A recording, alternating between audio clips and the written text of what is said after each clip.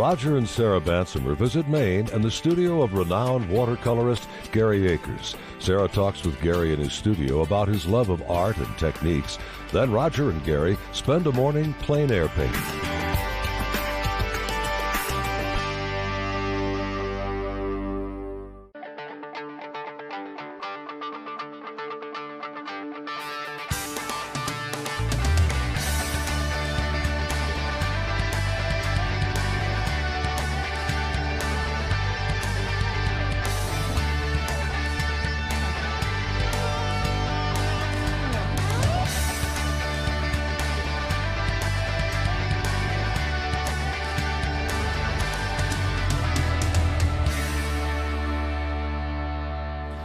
Today, Sarah and I are in Maine on the St. George Peninsula.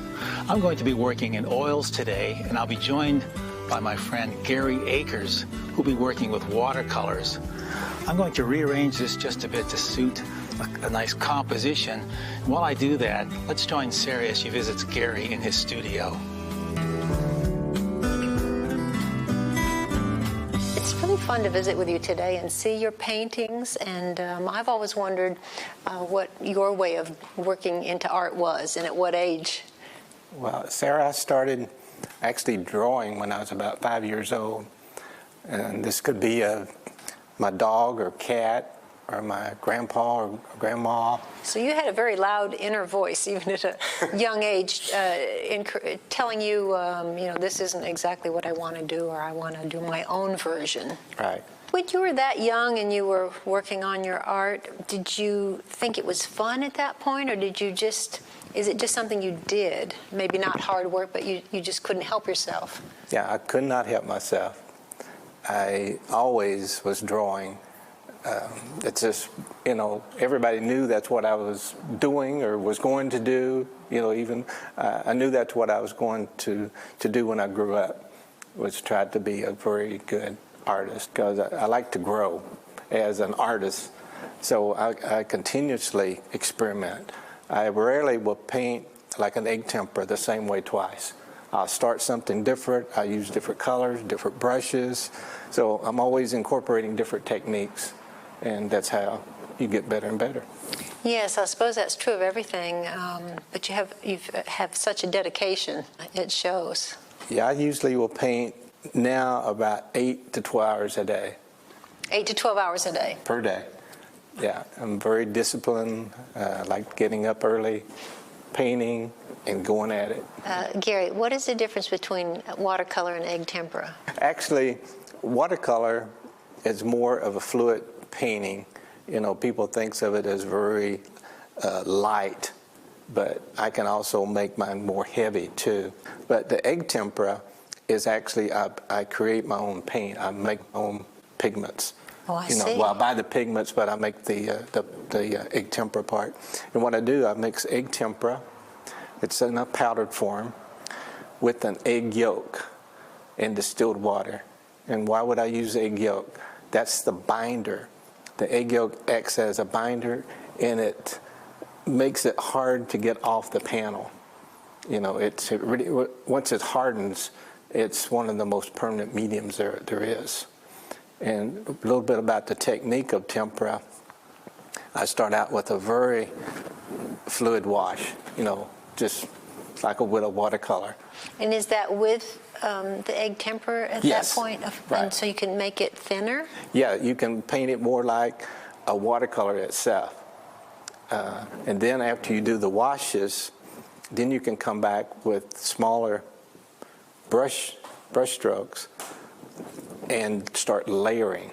And this is the beauty of the tempera. Now, when I say layering, I don't mean heavy paint. It's real thin layers. I may have as many as 40 to 50 layers of paint.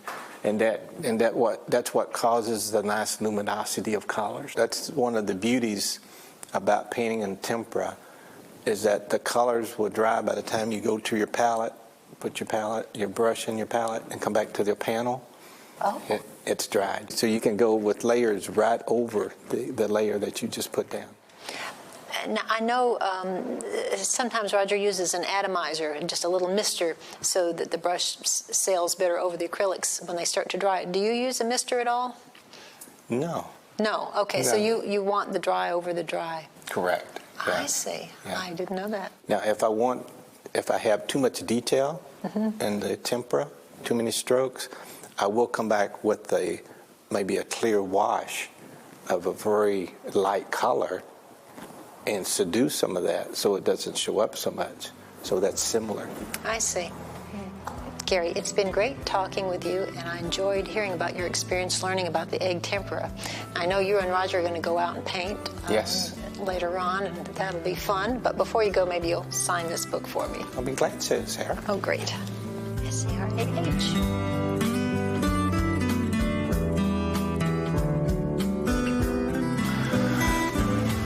Well, I think we're all set up here. I think we got a pretty good composition. What do you think, Gary? I think so, too. It looks very nice, Roger. Okay, well, I got my paints out. You got yours out. Let's get started. I'm working with a masonite board today, and as usual, I've got a burnt sienna finish on here just to get rid of that white tone. Of course, I start out with darks and work towards my lights, and you're working with watercolors, so that's totally opposite, isn't it, Gary? I'll be working with lights towards the darks. I know. You know, it's funny because we're painting the same subject, yet we're having to take a totally different approach on this, aren't we? Exactly. A lot of people ask me, Gary, what colors I'm using to mix, you know, certain greens and all.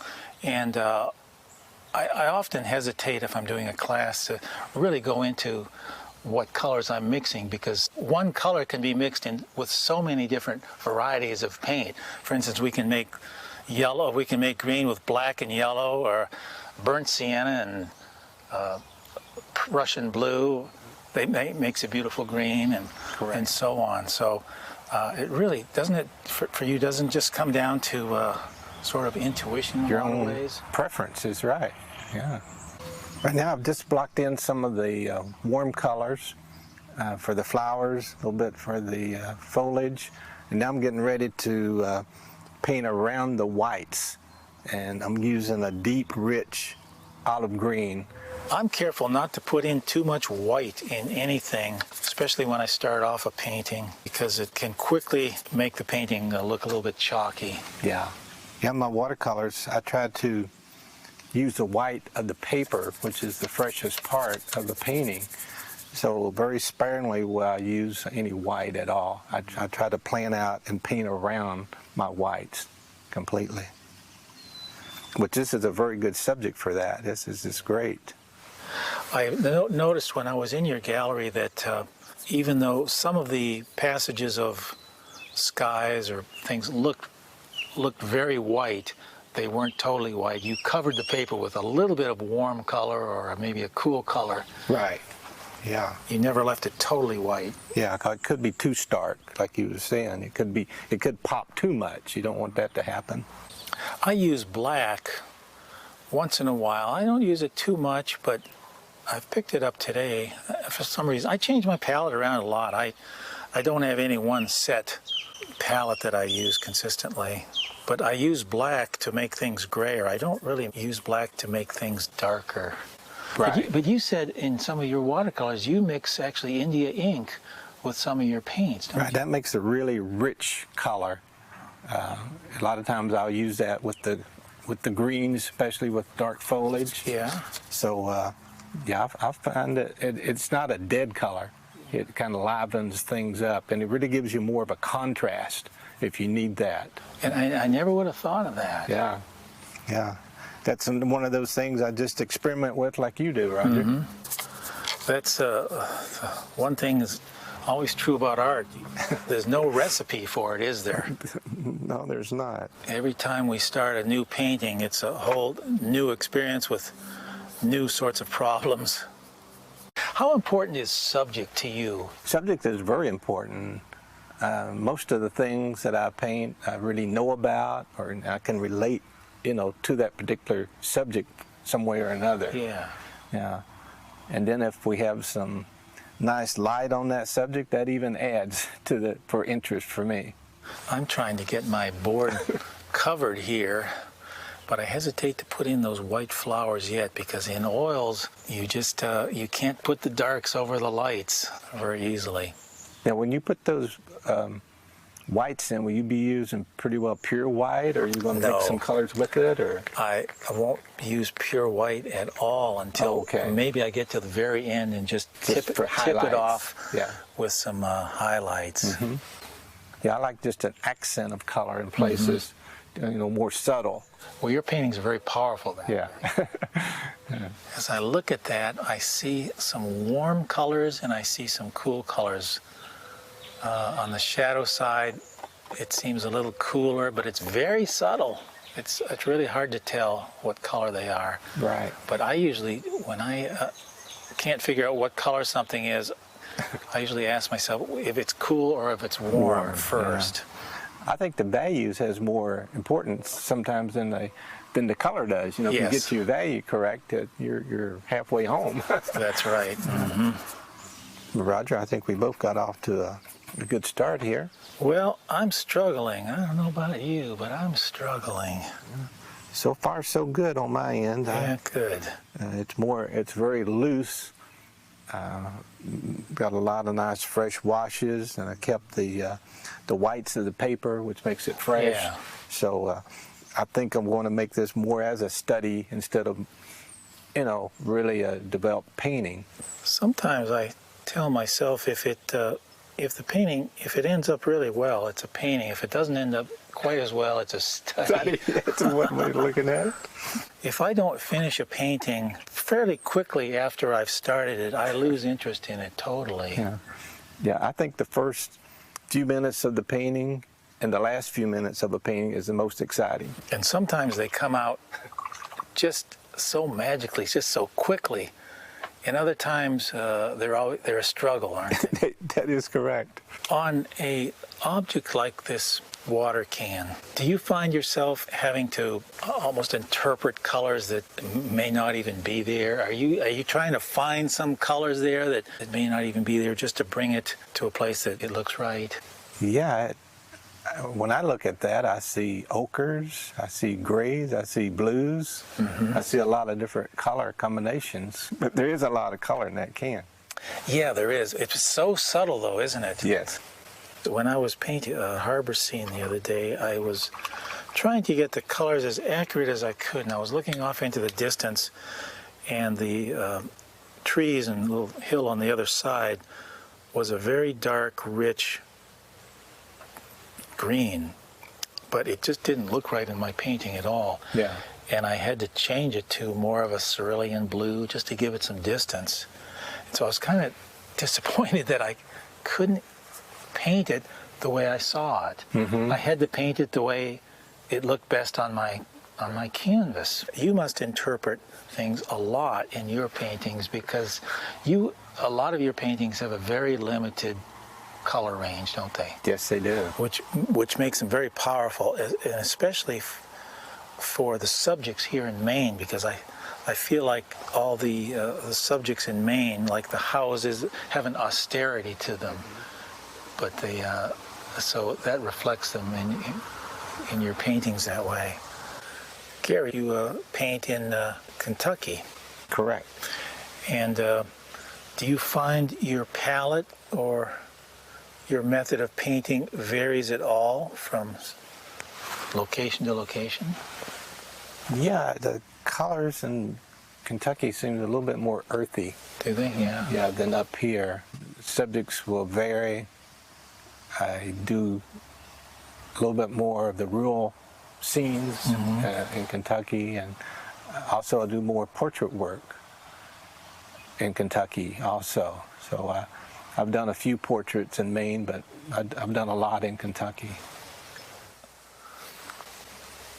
I find I can do probably better paintings in my studio, but that I learn a whole lot more by sitting out here. My You paintings, look more. You see I things. look more. You That's see what it things. is. Yeah. You see things that you wouldn't see. Exactly. Yeah. Yeah. My paintings seldom end up as good out here on the field. Hardly ever. Right. As my studio paintings, but I sure can observe a whole lot more than what a photograph will give me, or certainly what my memory will. Your photograph will flatten everything out too. You know, you lose that perspective, the aerial perspective of things. Mm-hmm. It's really hard to know what to leave in and what to take out, isn't it? The photograph will give you all the information and more, but a painting, you know, the artist can lead the viewer around. Yeah. And that's where it becomes more of a statement in many ways than a photograph. Yeah, in the photograph, everything is equal. You know, attention is the same every place. Yes. Yeah, in the painting, you can emphasize your focal points, the center of interest, and like you said, lead the viewer's eye to what you want them to see. Yeah, just like a road map. I very seldom discard a painting. I mean, once in a while a painting just doesn't come out at all, and I'll get rid of it, but that happens very seldom, actually. This may be one of those times, I'm not sure. But you know what, I say that, but I struggle through these things, always. I say to myself, oh, this is just so difficult. It's not, maybe this is just not going to work. But I think being persistent has a lot to do with being a painter, don't you? And that also you learn. You know, you learn on every piece that you do. Yeah. I'm going to quit out here in the field. I'm going to take a photograph of this and take it back into the studio and finish it. That's a good idea. Okay, well, let's wrap it up then. I enjoyed painting with you today, Roger. Thanks very much. I admire your work and sure enjoyed your company. Thank you. Appreciate that. Well, here I am back in the studio, and I finished this painting, but I'm not satisfied with it. So I'm going to start again using a different water can, one that Sarah uses outside. I printed out a reference photograph here, and today I'm using illustration board rather than masonite or canvas. Right over here I have a full set of acrylics, lots of colors today. So I'm going to start out with the background. I'm going to use some dark greens, maybe some brown in here, some blue, just a mix of colors just to get something dark. I've already drawn the image on there. And one thing about working with illustration board, which I really like to work with, it absorbs the paint very quickly. So this will dry even faster than using acrylics on masonite. I put the drawing on here quite heavy so I don't lose my pencil lines. I think I will lose some of them, but I'm just going to start by blocking in these large areas on the background. That's what I usually do. So continue with that. So you can see in just a second or two, this is totally dry because that paint just really sinks in quickly on the illustration board. But one nice thing about using illustration board is I can use these paints almost like watercolors. And the feel of this is very much like watercolor. And we have that terracotta pot right here. And you see as I'm doing this, this paint soaks in. And it will really make a mark and sort of stain this illustration board. So I can't really go over it with these thin paints unless I use opaque paints, because all these brush marks right here are going to stay there as soon as I put that paint down. See this paint here? This is just, I can't really change these brush marks now. They're there. But I can paint over them, like I said, with opaque colors. So what I'm trying to do now is just build up these values a little bit at a time, starting with the darks. Let's continue with these background greens. Get some real darks in here, and we have some geraniums up here. They're going to be very bright red. So I want this background to be quite dark, so those red geraniums will show up nicely. I'll paint around this the handle so I don't lose the drawing there. If this were oils, of course, on canvas or masonite, I could be blending all these colors, but all these strokes now are pretty well, they've sunk into that illustration board and they're set. Get some cerulean blue and a little bit white. We'll start layering this can here. This is a galvanized metal can, so it's got a lot of reflective light going on in it. And I see a lot of green reflected in that from other plants that are surrounding it, so I'll add some green to that mix. And that pot right down here, I want to get that darker. So I'll take my burnt sienna and some blue, make this real dark down in this area. Just building this a little bit at a time. Now let's jump back to the watering can. We'll start to put in these lighter areas. Right here's the top of the watering can. And we have a nice sort of a highlight coming right down here on the side. It's catching that sunlight. To keep my brushwork steady, I just put one hand on top of the other like this. Rest my one hand on the board. And that way I can keep that brush nice and steady. Every once in a while I can spray my illustration board here with a little water. That won't do anything to keep this paint wet that's already been applied here a minute or so ago, but it will help this new paint that I'm just applying, will help this to flow over the dry paint quite easily. Okay, now we have the handle. I'm going to take that handle and put that right around here. Try and do that in one stroke. Now there's two copper bands that go around this, and I had them drawn in, but I've lost those, so I'm going to draw those very lightly again. I can just barely see them. And with some burnt sienna and yellow ochre, we'll put those two bands around the pot. Yeah, we'll do this one right up here. Now let's add some of the lighter leaves up here. So I'll take my yellows and some greens, just make some lighter values.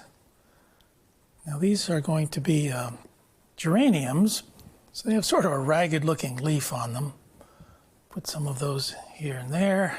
I want to be sure I leave enough of those dark patches up there so the red flowers will show up.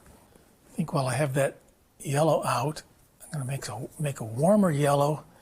Maybe add a few patches of sunlight coming across right down here by the base of the pot. And maybe just a little slice of light right back here. All right, I'm picking up a small brush now and work on some details on this flower pot. Around these two copper bands, there's a little ridge. Load my brush up so I have enough paint on there to do this in one stroke. I want to be sure I feel this oval, so I'm going to sort of start back on this side. I want to take my brush and start on this side, bring it around, lay that brush down, bring it around. I want to feel that going back the other side. And really at this point we're working on the detail. We have the big areas all finished. And now we'll just put in the accents, the highlights. Now this looks quite flat right now, so I'm going to try and add some form to that by adding some reflected light, some dark areas and some lighter areas. I'll just bring that right down, right over the whole area. Let me see, inside this pot tends to be darker, so I adjust these values and colors all the time as I go through this painting. And right where this spout attaches, we have a little bit of a hard line there. Here we go. All right, let's put in some of these geraniums. I'll take my alizarin crimson and some naphthol red, and I'll just tap in some of these bright red colors. I'm starting with the darker reds first, and then I'll put some of the lighter reds on top of that. And after putting those in, I can see that I could use some lighter greens amongst that red. And let's put a few of these leaves right down here covering the pot. And I'm trying to keep this background very sort of soft focus, sort of very loose. Let's pick up some of the lighter reds, cadmium red light, and we'll add a few of those light accents on there. These are all about the same size, so I think maybe I should make one of these, at least one of these, larger. So let's try that. Make this one bigger. Now I put some pink out here on my palette too, so we'll use that pink just as an accent right on the edge of these geraniums. I need to add some more color to this watering can, so I'm taking my cerulean blue and white and just putting some reflected light on here, probably from the sky, making that blue color. To add some more character to the watering can, I'm going to spray that, and let's add just a touch of rust. We'll just take that and drag down a little bit of rusty looking burnt sienna, just to give that a little distressed look.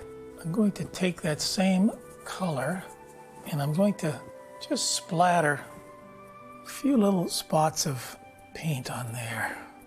And then just with a light touch of my brush, just drag that over those spots of paint to soften them. I'm just going to brighten up these flowers one more time with this pink and with some bright yellow, touch of green. I'll lighten up this patch of sunlight coming right across the ground. And I think that will finish this piece. Let me take the tape off and we'll see what it looks like. One thing to remember when pulling tape away from a painting is always pull it away and up from the painting, not down this way. You have a chance of pulling some of the paint off the painting if you pull it this way. So always pull it up and away from the painting. Well, it was a lot of fun doing this second painting, so let me sign it.